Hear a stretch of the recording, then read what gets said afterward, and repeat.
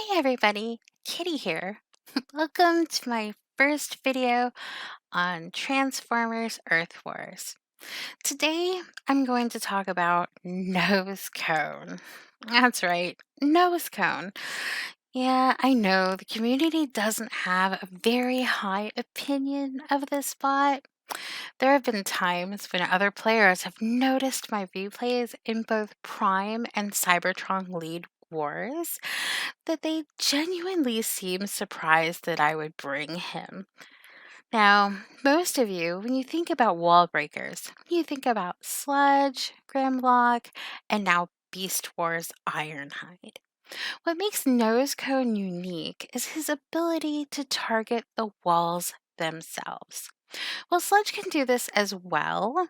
Sludge requires a cluster of walls to be effective, where Nosecone can just pick a single piece of wall and destroy it.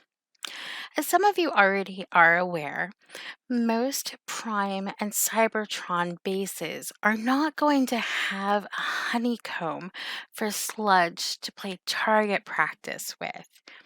Oftentimes, the wall that you want to break, they are there to prevent Prime rushes from different angles, and there likely isn't going to be a building behind that wall for Grimlock or Beast Wars Ironhide to target. This makes Nosecone uniquely qualified to create a side entrance into a base where the designer does not expect it. Now let's go ahead and talk about the pros and cons of each bot. I'm going to skip Grimlock for now because he's not a warrior class, and I do plan on doing a video with him included at a later time. Let's go ahead and start with Nosecone. He is, after all, the star of this video. His initial cost is 4 and he increments by 6. His pros: he's a good tank, targets walls without needing a cluster or a honeycomb to be effective. He's got a low initial cost, followed by his precision hole punch allows for easy to control squad pathing. Now, his cons: he's got a high cost increment and he's got a pretty short range. This is where pre planning and watching war replays before you take him in is key, especially if you have to go through multiple layers of walls. Now, let's go ahead and talk about Sludge. His initial cost is 5, which is only 1 more point than Nosecone, and he increments by 3. His pros: he's a good tank. He has a low cost increment, a great range, and that AoE damages buildings, sometimes enough to destroy them if there are enough walls around the initial blast. His cons: well, it requires knowing just how many walls are needed to one shot. It requires a cluster and sometimes 2 shots on those walls. After clearing a large area, there's little to no path management. He kind of does his own thing afterwards as well. Now let's go ahead and move on to the Beast Force Ironhide. This is a new bot I'm actually really excited about. His initial cost is 3 and he increments by 4. His pros: he's got an AoE debuff and that extra damage from the effect is amazing. He's got a low initial cost and he's got a good range. His cons: he requires a target building behind the wall, much like Grimlock. And he's a great bull in a china shop, despite being an elephant. Most players who walk bases are going to prefer Beast Wars Ironhide in the end, I believe.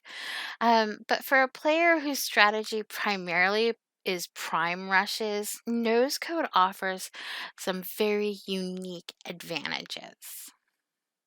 Before we show some actual gameplay, let's talk about the requirements for destroying a level 17 wall with a single use of Nosecone's ability. In my case, I have Nosecone at level 61, skill level of 9, with a level 15 G-Metal Wallbuster. Now, you can go ahead and play around with those numbers a little bit, but this is where it's able for me to be consistently breaking a level 17 wall.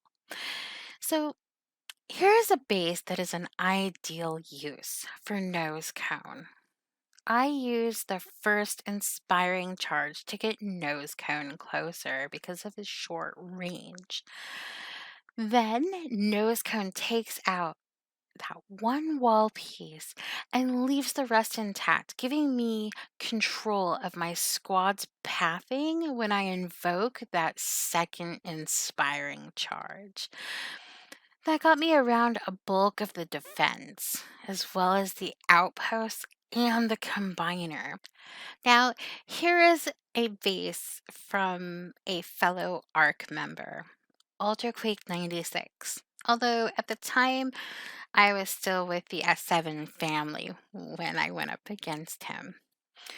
I particularly like this replay because not only is it a good demonstration of nose cone's usefulness, but UltraQuake used this trick that created a false gap in the wall using a spider mine.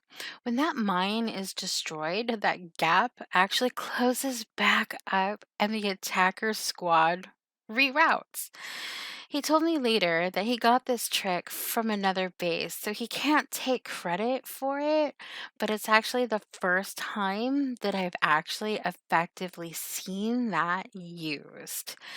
And after watching some replays, I brought nose cone on this trip and took out that wall piece so that it allowed me to rush up the side of this base and skip the combiner beacon and some of the outposts. In conclusion, nose cone may not be for everyone, but it definitely does not deserve the hate that many players give it. As a player that does a lot of prime rushes, I definitely appreciate the precision it provides and how much easier it makes prime rushes to still be effective. I hope you find the information in this video. And, hey, blah, blah, if you like the video, please feel free to subscribe, comment, or really any combination thereof. Thanks for watching. Until next time, bye.